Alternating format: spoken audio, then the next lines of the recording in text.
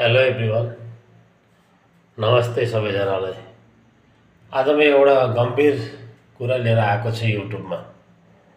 जस्तो हाम्रो एउटा नेपालको चेली सुर्खेतका इनिसा बिका, जुनको उमेर 17 वर्षका थिए, उनलाई 4 जनाले बलात्कार गरेर मारेर फ्याले। तर आजसम्म अहिलेसम्म इनिसा बिकाले न्याय पाउनु भएको छैन।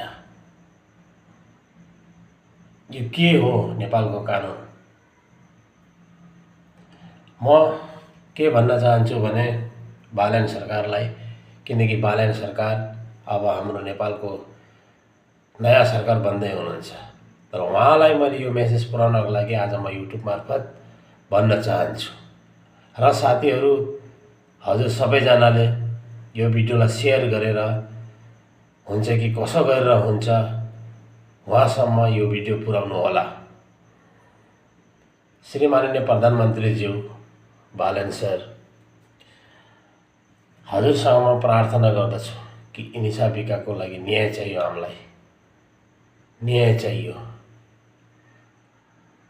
तिनको हत्यारालाई, तिनको अपराधीलाई कडाभन्दा कडा सजाय दिनु पर्यो। लुकाछिपी गरेर उनीहरूलाई बचाउने ऊ नगर्नु। आजसम्म उहाँको परिवारहरू रोइ कराइ गरिरहेछन्।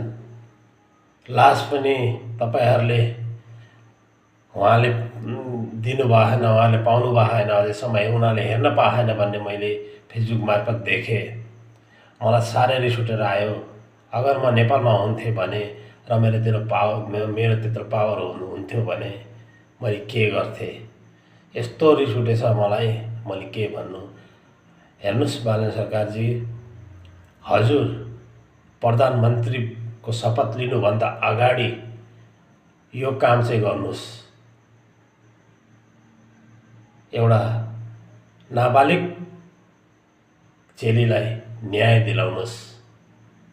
त्यो अपराधीहरूलाई के सजाय दिनुपर्छ हजुरलाई थाहा नै होला। त्यो सजाय उहाँले पाउनै पर्छ र पीडित परिवारले न्याय पाउनै पर्छ भन्ने मेरो सोच छ। अगर हजुरहरूले न्याय दिनु भएन भने तपाईँलाई सरकार भन्नु के? तपाईँलाई त्यति जनताले भरोसा गरेर तपाईँहरूलाई सरकार बनाउँदैछ। त्यो सरकार बनाउनुको कारण के हो? हामी जनताको भलाइ गर्नको लागि त हो नि। तपाईँले यो बुझ्नुहोस् कुरा, सरकारको पनि आफ्नो छोराछोरी हुन्छन्, भाइ बहिनी हुन्छन्, सब कुछ हुन्छन्।